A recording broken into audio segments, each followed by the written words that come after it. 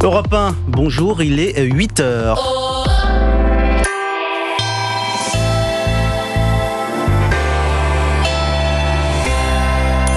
Europe 1 matin. 6h, 9h, Sébastien Le Belzic. Et à la une de l'actualité, aujourd'hui, Emmanuel Macron provoque la colère de la gauche après avoir balayé la candidature de Lucie Castet au poste de première ministre. Le chef de l'État qui annonce qu'il n'y aura pas de nouveau gouvernement avant la fin des Jeux Olympiques. Kamala Harris devance Donald Trump dans les sondages à 4 mois de la présidentielle américaine soutenue par les délégués démocrates. L'officialisation de sa candidature n'est plus qu'une question de jours. Et puis, la cérémonie d'ouverture des Jeux, c'est dans 2 jours à Paris, mais la compétition débute dès aujourd'hui au programme du foot et du rugby à 7. Et à 8h10, votre invité, Florian Tardif, bonjour. Bonjour, Aurore Berger, ministre déléguée démissionnaire chargée de l'égalité entre les femmes et les hommes et de la lutte contre les discriminations. Pierre Mendès France disait gouverner, c'est choisir. Est-ce que présider, ce n'est pas choisir également ? Hier, Emmanuel Macron a expliqué qu'il ne nommerait pas de nouveau Premier ministre avant la mi-août. Trêve politique oblige, mais n'est-ce pas un cache-misère de la crise politique qui se profile à la rentrée ? Je poserai la question à mon invité ce matin, Aurore Berger, ministre démissionnaire et députée des Yvelines. Europe 1. Merci Florian, à tout à l'heure. Tout de suite, c'est le journal de 8h. Donc, Émilie Dèze. Bonjour Émilie. Et bonjour Sébastien, bonjour à tous. Emmanuel Macron prévient donc qu'il ne nommera pas de nouveau Premier ministre avant la mi-août. Juste avant son interview hier soir, le nouveau Front Populaire a pourtant enfin proposé un nom pour Matignon, celui de Lucie Castet.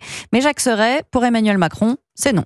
Emmanuel Macron balaye d'un revers de main la proposition du nouveau Front Populaire. Le sujet n'est pas là. La question n'est pas un nom, la question c'est quelle majorité peut se dégager pour qu'un gouvernement de la France puisse passer des réformes, passer un budget et faire avancer le pays. Pas question de nommer Lucie Castet à Matignon, car si le président reconnaît la défaite de son camp... La majorité sortante, elle a perdu cette élection. Vous reconnaissez la défaite ? Bien évidemment, elle est... À ses yeux, personne n'a gagné. L'enseignement, c'est que personne ne peut appliquer son programme. La responsabilité de ces partis, c'est de savoir faire des compromis, c'est pas un gros mot, et de se dire comment on se met d'accord ensemble sur les choses qui sont importantes et accessoires chez chacun d'entre nous, et de se dire on va essayer d'avancer. En attendant, le chef de l'État temporise. Notre responsabilité, c'est que ces jeux se passent bien, et donc j'ai choisi la stabilité. Il est clair que jusqu'à la mi-août, nous ne sommes pas en situation de pouvoir changer les choses, parce qu'on créerait un désordre. Pas de nouveau Premier ministre avant le 11 août, donc, pour Emmanuel Macron. Avant de lancer les JO, il s'agissait de décréter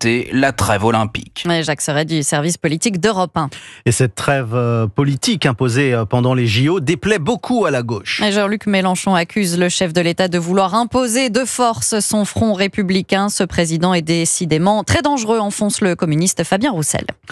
3 jours après avoir renoncé à briguer un second mandat à la Maison-Blanche, Joe Biden va s'expliquer aujourd'hui. Il doit prendre la parole dans la soirée. Sa vice-présidente Kamala Harris a déjà le soutien d'une majorité de délégués démocrates pour être la nouvelle candidate du parti à la présidentielle américaine. Selon un sondage Ipsos, Kamala Harris devance légèrement Donald Trump dans les intentions de vote pour la présidentielle prévue à l'automne. Il est 8h03 sur Europe 1. Une belle surprise peut-être aujourd'hui pour les contribuables. Si vous avez payé trop d'impôts, le remboursement des trop-perçus a débuté. Gardez donc un œil sur votre compte bancaire. Barthélémy Philippe, comment ça va se passer et qui est concerné ? Quelques 15 millions de contribuables chanceux vont recevoir un virement de quelques dizaines, voire quelques centaines d'euros. Impossible de se tromper, le libellé RAMB impôt revenu apparaîtra en majuscule sur les relevés bancaires. Une bonne surprise qui s'explique par un prélèvement à la source des foyers concernés trop important l'année dernière. Florent Bellon est responsable de l'ingénierie patrimoniale chez Olifan. Le calcul du prélèvement à la source fait qu'on vous prélève un petit peu plus que ce que donnerait l'impôt sur le revenu réel. Le prélèvement à la source ne tient pas compte de certains frais ou dépenses, comme les frais professionnels, ou alors les réductions et crédits d'impôt de type investissement Pinel ou service à la personne. En cas de changement de situation personnelle comme une naissance ou un départ à la retraite en cours d'année 2023, le fisc a aussi pu prélever trop d'impôts à la source. Là encore, des remboursements vont avoir lieu. Enfin, il y a la situation moins réjouissante des près de 10 millions de foyers dont le prélèvement à la source n'a pas été suffisant. Leur dette fiscale sera prélevée à partir de la fin du mois de septembre. Barthélémy Philippe du service économie d'Europe 1. Il est probable qu'il y ait d'autres victimes, avait prévenu le délégué de la Fondation Abbé Pierre. Un nouveau témoignage vient de s'ajouter aux 7 qui visaient déjà le célèbre prêtre. Et des accusations d'agression sexuelle. Une association réclame la fermeture d'un lieu qui lui rend hommage en Seine-Maritime. Alors faut-il repenser la mémoire de l'abbé Pierre, Louise Salé? Bernard Violet a publié une biographie de l'abbé Pierre après plusieurs entretiens avec le prêtre qui s'est confié sur ses faiblesses charnelles. Il essayait de noyer le poisson, il a dit oui, c'était difficile. Mais pour cet auteur, il faut séparer l'homme de son œuvre. C'est un traumatisme, je veux dire, d'avoir été agressé sexuellement, rien que pour elle, si ça peut les aider, oui, il faut dire les choses. Après, à chacun de faire son propre jugement entre ce qu'est un homme et en même temps ce qu'ils arrivent à accomplir, quoi. Est-ce qu'on a besoin d'idolâtrer en voulant adorer des gens? Essayons de garder le bon sens, retenir qu'ils font des très belles choses, mais ils sont souvent décevants sur le plan humain. Descendre une statue de son piédestal sans pour autant la déboulonner est un lent processus. C'est la raison pour laquelle la parole a mis tant de temps à se libérer. Marie Derain préside l'instance qui indemnise les victimes mineures et jeunes majeures de violences sexuelles dans l'Église. Souvent, les personnes victimes ont besoin de temps pour comprendre ce qu'elles ont vécu. Et dans cette situation précise de l'abbé Pierre, ça demande un courage à la taille de l'immense admiration qu'on peut avoir pour l'abbé Pierre. On peut s'attendre à d'autres témoignages. Quand une parole a été reçue une première fois, ça autorise les autres personnes à parler. Aucune victime présumée de l'abbé Pierre n'a encore sollicité cette instance. Louise Salé. La question est sur toutes les lèvres à 2 jours de la cérémonie d'ouverture des JO. Qui chantera vendredi? Les spéculations vont bon train, mais l'équipe artistique garde encore le mystère sur la vingtaine d'artistes qui pourraient se produire. Marie Jiquel. Il faudra se contenter d'un seul indice. Un personnage mystérieux dans une carapace en acier au style futuriste. Cette créature drapeau des JO sur le dos avançant masqué dans une courte bande-annonce officielle de la cérémonie a affolé les internautes qui ont immédiatement pensé à la star américaine. Lady Gaga apparue à Paris ces derniers jours. Autre arrivée surprise hier dans la capitale, Céline Dion.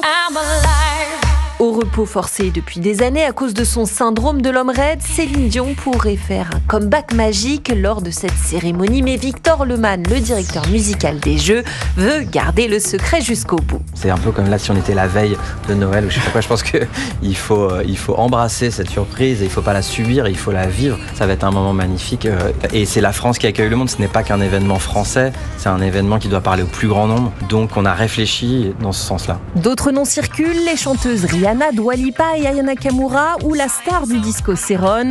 Une certitude, la partition chantée, l'hymne à l'amour d'Edith Piaf. Marie Jiquel.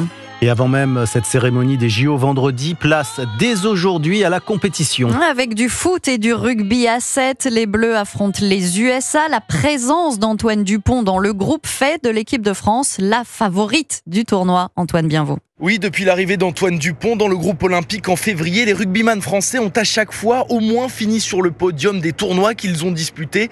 L'apport sportif du demi de mêlée indéniable fait l'unanimité au sein de l'équipe, à commencer par son coéquipier Théo Fornet. Ça a fait monter le niveau de tout le monde. Les lumières sur le rugby à 7, elles ont augmenté. Du coup, chacun veut prouver sa valeur et son niveau. Ça fait que progresser l'équipe entière. Une progression sportive donc, mais aussi mentale à l'approche d'un événement aussi énorme que les JO, comme l'explique Stéphane Parez, l'un des cadres de l'équipe. C'est un joueur qui apporte la gagne. Partout où il passe, il gagne. Et on espère que cette culture de la gagne, il va aussi l'avoir avec nous et nous emmener avec lui. Une culture de la gagne qu'Antoine Dupont se sent prêt à appliquer sur le terrain dès cet après-midi. J'ai pris de l'expérience évidemment pour mieux gérer mon énergie, pour mieux gérer les espaces sur le terrain. Ça donne du crédit, ça valide le travail qui a été fait et ça nourrit encore plus notre ambition pour ces Jeux. Et les coéquipiers de la star toulousaine pourront aussi compter sur son expérience pour affronter la pression du Stade de France et de ses 80 000 spectateurs. Antoine Bienvaux pour Europe 1. Et puis direction la Côte d'Azur pour finir ce journal. On vous offre un peu de soleil. Notre correspondant Frédéric Michel a rencontré des vacanciers fraîchement arrivés sur leur lieu de villégiature. Pour profiter de l'été, Abba et sa famille sont venus de très loin. De Suède, il n'y a pas trop de soleil en Suède et c'est très chaud ici. On va dans la plage, on se baigne et on joue à Uno. Les Scandinaves sont de plus en plus nombreux à opter pour le soleil de la Côte d'Azur. Les Belges aussi aiment y venir en vacances, comme cette famille de Bruxelles. On a la chance de séjourner à 50 mètres de la plage. Ah bah oui, on en a besoin. Parce qu'en Belgique, là, c'est de la pluie. On prend le soleil, la vitamine D. Les enfants sont au paradis. Les enfants, Luc et Julia, ont chacun leur programme pour les vacances. Je fais des châteaux de sable et je vais dans la mer. Elle est chaude. Ah non, pas tous les jours. Je me suis allée au marché avec ma reine. face à la Méditerranée. Momo, qui vient de Grenoble, fait comme chaque jour ses exercices physiques. Là, je fais des pompes, je fais du sport en pleine nature, c'est agréable. Le sport, c'est les vacances, ça va avec. Il y a des installations magnifiques, gratuit en plus. Ce Savoyard à la retraite préfère sur la coulée douce, les pieds dans le sable. En principe, je viens le matin à 8h, la mer est plus calme, le soleil est moins violent. Et après, je rentre chez moi, je fais le barbecue avec l'apéro, rosé bien frais. Avec modération, évidemment. Alors, on n'attend pas Patrick? Ça donne envie de partir en vacances. Oui, effectivement. Surtout pour l'apéro. Merci Émilie Dez.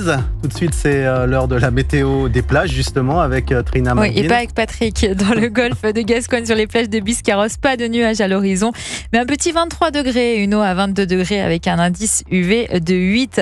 En Bretagne, à Belle-Île-en-Mer, le ciel est un peu voilé ce matin, mais le soleil fera son apparition cet après-midi avec 22 degrés seulement et donc une eau fraîche à 17 degrés, un indice UV de 7.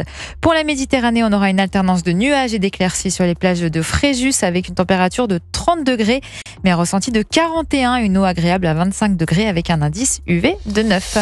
Voilà, avec ou sans Patrick, en tout cas, voilà. Il fait beau dans le sud.